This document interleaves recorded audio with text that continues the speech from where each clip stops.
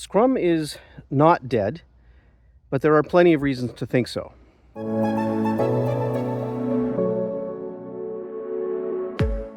I posted a prompt a few weeks ago. I said, do you have any questions about Scrum?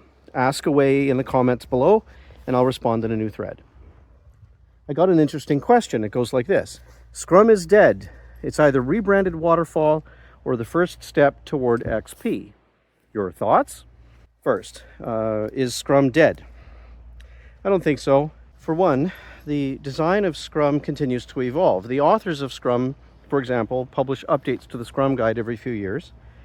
This is done for at least two reasons. One is they refine their description of the idea to hopefully improve clarity and precision, but they also receive feedback that causes the idea to change in subtle ways. Second, Scrum is practiced by more people than ever before, and in more contexts than ever before. Whereas Scrum used to be almost exclusively practiced by software development teams, I frequently teach Scrum to people not associated with software. Marketing agents, school teachers, medical service providers, lawyers, construction companies. They are deeply interested in learning about the practice, and many find value in all or parts of Scrum. I frequently work with teams whose working agreements include Scrum or its parts. And so for those who argue that Scrum is dead, please know I understand where you're coming from. There's plenty of misinformation out there. There's plenty of zombie Scrum.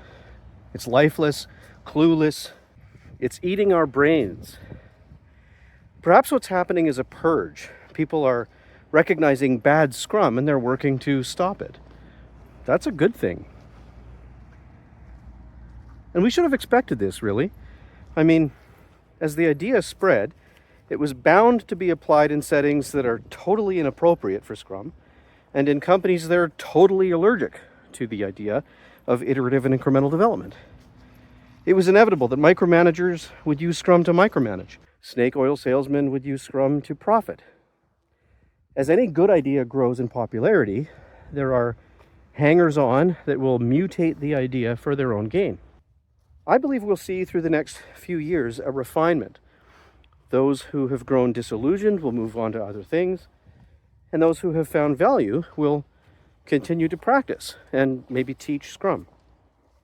Actually, I hope that Scrum in the near future will look more like Scrum of the distant past. For example, we used to see Scrum practiced in startup environments where their prior working agreements were lacking and rather chaotic. And in those settings, Scrum offered a much needed but lightweight structure. Or we used to see Scrum introduced in companies that desperately needed to disrupt their status quo. Scrum can help dislodge a heavy bureaucracy and enable a company to turn their ship around. I hope that enterprises will also stop rebranding the waterfall or the shared services with the words of Scrum. And that brings me to the second point of the original question. I mean, the notion that Scrum is just rebranded waterfall.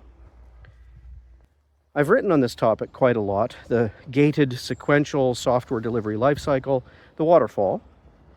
Some companies will never let go of that habit, and yet the words of Scrum will get sprinkled about, and the IT managers will hire so-called agile coaches to change the day-to-day ways of working. And they offer a budget for Scrum training, but they fail sometimes to address the largest elephant in the corporate boardroom, finance and accounting. Until the company changes how funds are released to the teams, they'll merely rebrand their waterfall every few years. For example, some amount of funding will be released when the project plan is approved. Another batch is released when design is approved. Another batch of funding will be released when implementation is declared done. Another batch for testing, and then launch, and then operationalizing, and so on. That fiscal habit causes the waterfall. And until they dislodge that habit, Scrum will remain a fiction in their enterprise. It is in those companies where Scrum goes to die. Hopeful people may adopt the words, the jargon, but the organization resists the most impactful aspect of Scrum, such as the agreement to plan and develop and frequently release small batches of functionality in brief increments. It's too easy to be a pessimist, so I recommend a pragmatic response in those settings. Examine the Scrum framework, understand why it's designed the way that it is, and then as intelligently as you can, apply parts of Scrum with your team or teams. Experiment with new patterns. Make new working agreements toward iterative and incremental development, and away from conventional sequential project gates. As for extreme programming, anyone who's read on the topic will acknowledge that parts of Scrum have always been part of the extreme programming practice. The notion of the sprint time box, the product backlog, frequent demonstrations, frequent retrospectives, and early advocates of Scrum will freely acknowledge that XP's engineering practices have always been recommended for Scrum teams. For one thing, the authors of Scrum have developed and offered courses and certifications related to agile engineering practices like test-driven development, continuous integration, continuous delivery, collective code ownership. Scrum.org, for example, has a course and a certification called Applying Professional Scrum with Software Development. Scrum and extreme programming taken simply as sets of ideas are complementary. So much so that I and many other Scrum trainers recommend that Scrum teams ought to also practice agile engineering techniques so that they can keep quality high. The only way to go fast is to keep quality high. And if a Scrum team does not have great engineering practices, then they're just apt to deliver crappy software faster. But back to the original question. Did the original question imply that Scrum is dead and extreme programming lives on? Some Scrum teams will adopt more XP practices while they let go of Scrum. Is that the implication?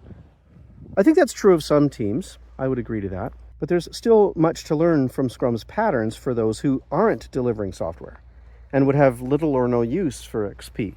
For example, a Scrum team that produces comic books or 3D printed toys or marketing materials. For such teams, Scrum may continue to be their entry point into iterative and incremental development patterns. As for me, I intend to continue my work to help teams and managers and companies to understand Scrum's design and to use it more effectively. Thanks for watching. Feel free to share the video with others if you think it would be of value to them. Have a nice day.